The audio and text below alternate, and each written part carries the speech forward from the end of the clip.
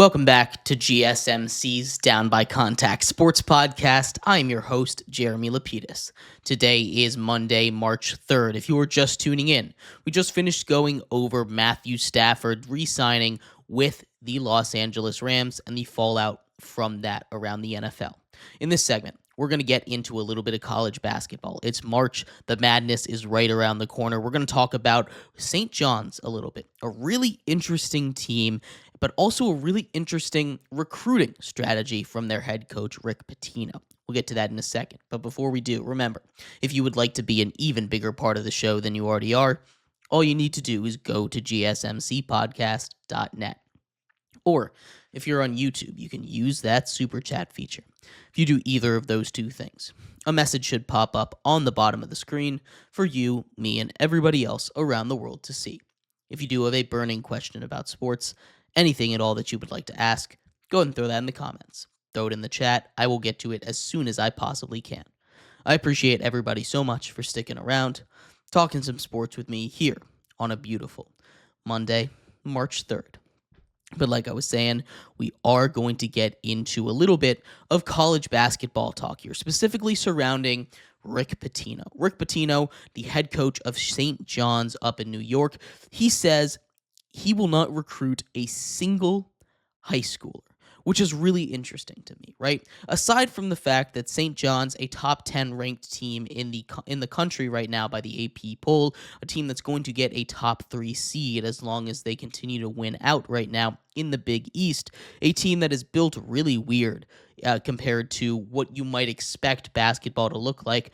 They're not the greatest they're not the greatest 3-point shooting team. They're not the greatest offensive team. What they are is big, strong, physical. They will out-rebound you. They will play tough physical defense on you, get you out of your game, and that's why they're winning basketball games right now. They're going to be an interesting one to watch as we get further into March here.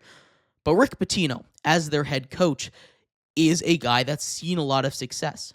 He's a guy that's been a legend of the game throughout his career in multiple stops around the NCAA. He says he's done recruiting high schoolers. With the state of the NIL and the state of the transfer portal, he says he's done. Not going to recruit a single high schooler, which in my opinion is probably going to come back and bite him in the long term.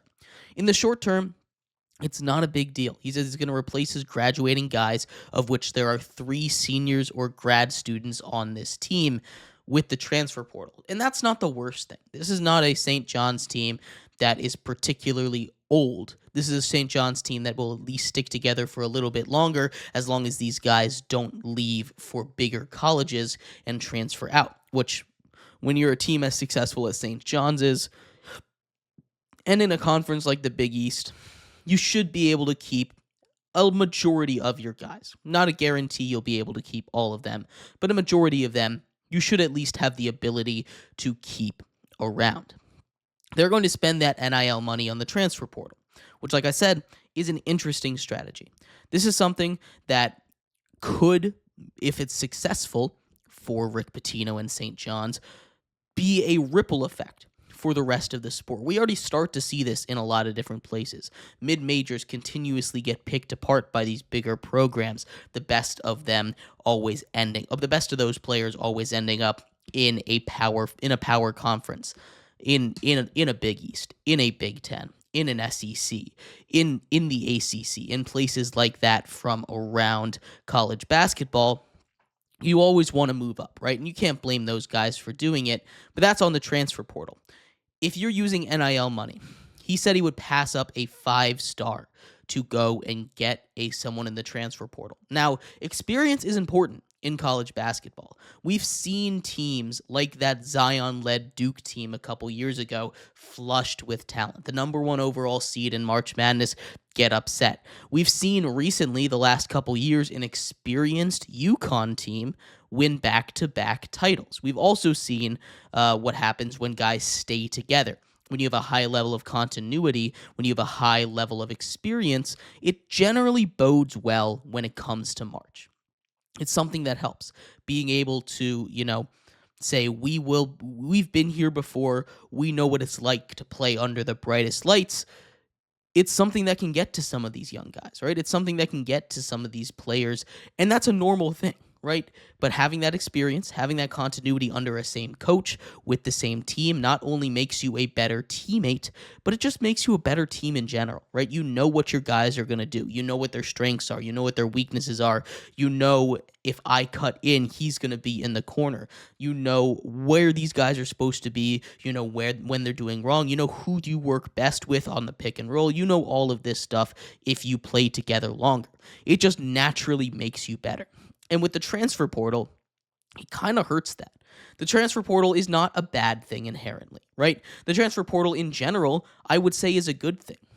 It helps these schools continue to play at a high level, but it also helps the players that deserve to play at a higher level get to the higher level they're at.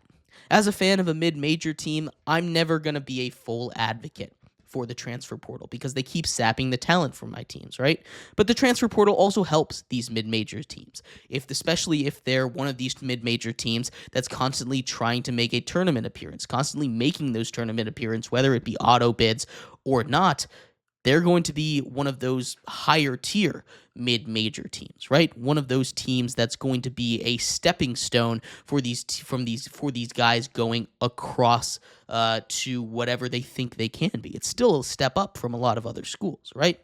So it's something that isn't a bad thing at all. But saying you're not going to recruit a single high schooler, saying you're done recruiting these young guys, you'd pass up a 5-star, I think can actually hurt you when it comes to the transfer portal, because a lot of times where these guys transfer to isn't random. Every once in a while, you have a Duke or a UNC come knocking on your door if you play, if you play for a UMBC, right? A team that if you play for UMBC and you have a Duke or North Carolina come offering out of nowhere, go and take that, right? But a lot of times these coaches these guys that are transferring are going to places that recruited them at least a little bit in high school, right? It's still a pipeline, right? These coaches, they're not just going to recruit some random player. They're obviously going to go off people they know, and it's a lot easier to know what you're getting with a guy that you've already studied, a guy that you've said he will work in my system, and a guy that you have actively recruited.